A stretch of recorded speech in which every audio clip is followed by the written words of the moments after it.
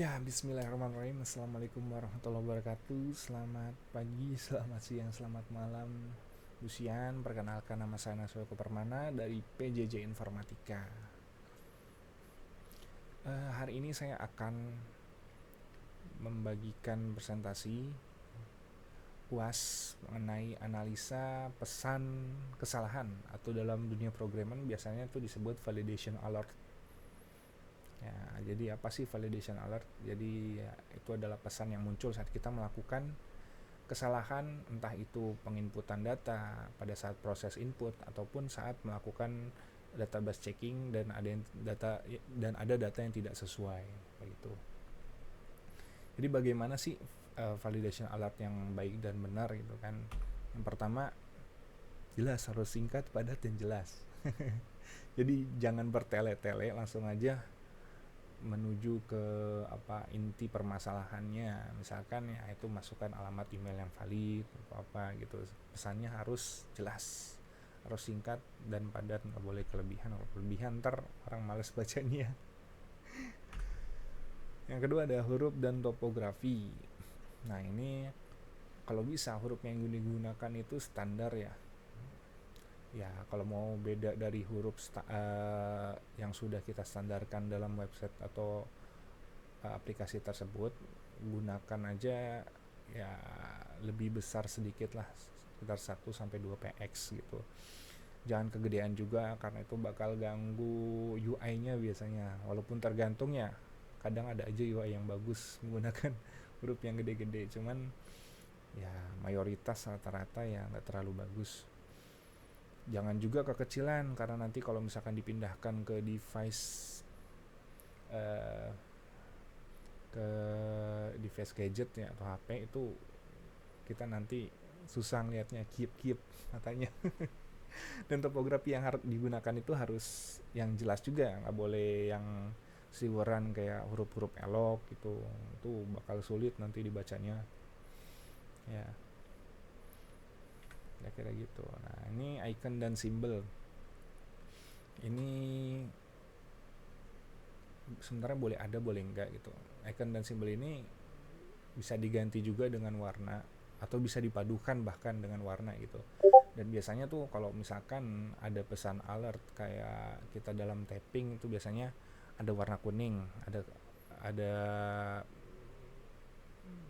sebentar. Oh iya, dari awal dulu, dari kalau misalkan benar gitu atau tervalidasi biasanya warnanya kan hijau dan ada tanda centang gitu.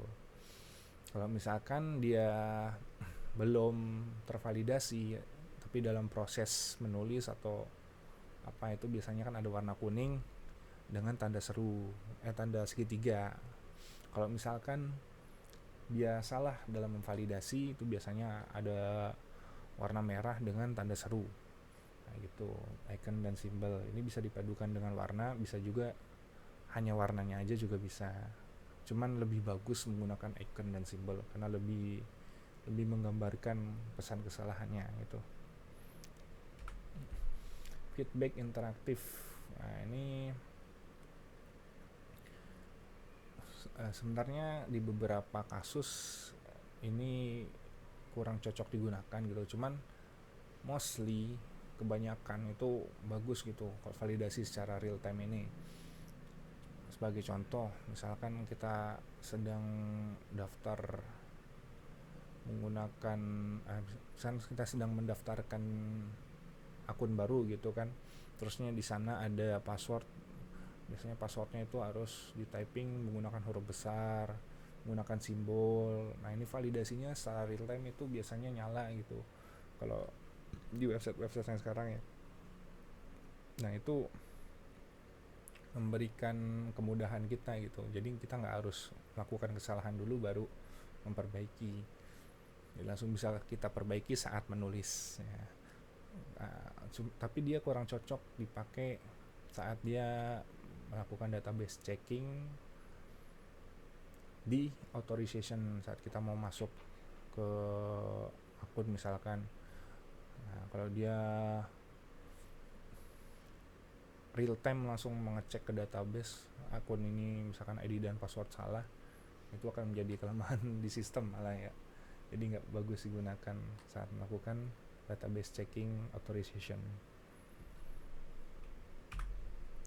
Pesan yang memberikan solusi. Nah, ini hampir sama kayak poin 1 ya. Jadi selain on point juga harus memberikan solusi juga. Jangan on point tapi solusinya nggak benar gitu kan.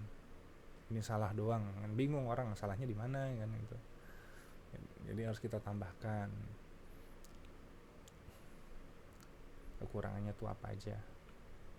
Ya misalkan ya itu kayak misalkan masukkan minimal password 8 karakter, harus ada simbol, harus ada ini, harus ada itu. Nah, begitu. Nah, ini contoh validasi langsung ya. Yang tadi real time. Biasanya tuh bentuknya seperti ini. Jadi kalau kita inputnya belum di iniin, dia muncul pesan. Nah, ini salah satu yang bagus karena pesannya tuh munculnya langsung di fieldnya tersebut gitu. Field cannot be empty, jadi nggak boleh kosong, dan ini warnanya merah dan ada ikonnya tanda seru kan dengan lingkaran merah. Dan dia kalau sudah tervalidasi berubah menjadi warna hijau seperti itu. Nah, ini contoh validasi yang menggunakan database checking ya. Biasanya dalam authorization login ya, saat kita login. Nah, kalau saat login validasinya nggak boleh terlalu on point karena itu bisa menjadi kelemahan sistem. Jadi langsung aja ditulis, misalkan kita login ID atau password salah ya dua-duanya ditulisin username atau password salah. Kalau misalkan satu doang, misalkan username salah atau enggak password salah, nah itu justru nanti orang yang ini malah jadi kelemahan sistem, malah bisa jadi dicoba-coba satu-satu gitu kan. Wah, emailnya udah bener nih, tinggal passwordnya aja gue cari gitu kan, atau enggak passwordnya udah bener nih, tinggal emailnya aja saya cari gitu. Nah, ini contoh validasi yang benar. Mungkin itu aja dari saya, Bu Sian. Terima kasih sebelumnya sudah mengajar di kelas kami, di kelas saya, dan terima kasih juga ilmunya. Ya, kurang lebihnya mohon maaf. Wabillahi taufiq wal hidayah. Wassalamualaikum warahmatullahi wabarakatuh.